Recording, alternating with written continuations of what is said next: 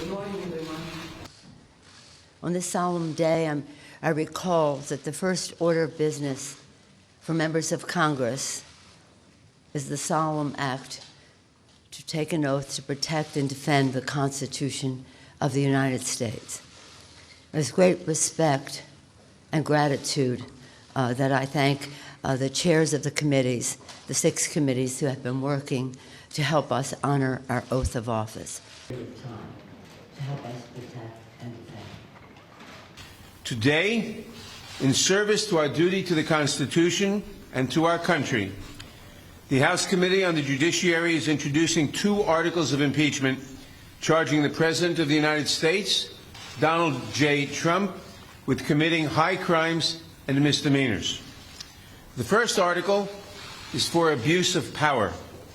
It is an impeachable offense for the President to exercise the powers of his public office to obtain an improper personal benefit while ignoring or injuring the national interest.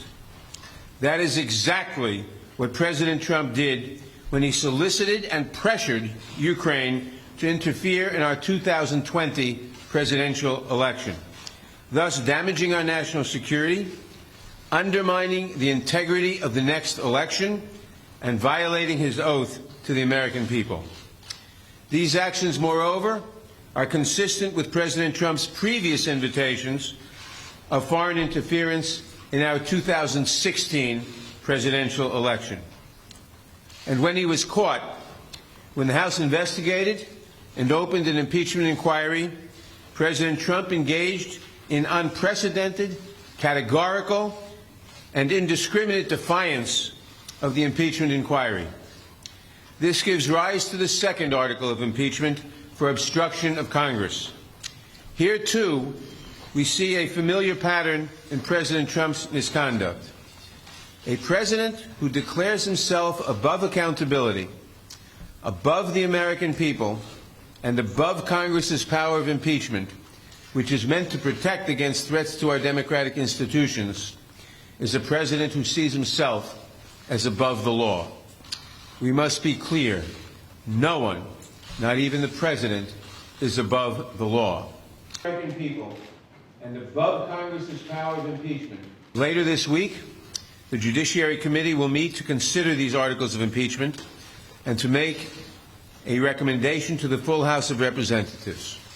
We do not take this action lightly, but we have taken an oath to defend the Constitution. And unlike President Trump, we understand that our duty, first and foremost, is to protect the Constitution and to protect the interests of the American people. That is why we must take this solemn step today. Elections are the cornerstone of democracy and are foundational to the rule of law. But the integrity of our next election is at risk from a president who has already sought foreign interference in the 2016 and 2020 elections and who consistently puts himself above country. That is why we must act now. I want to turn now to Chairman Schiff, who will explain the evidence that supports these articles and the need for us to act with such urgency today.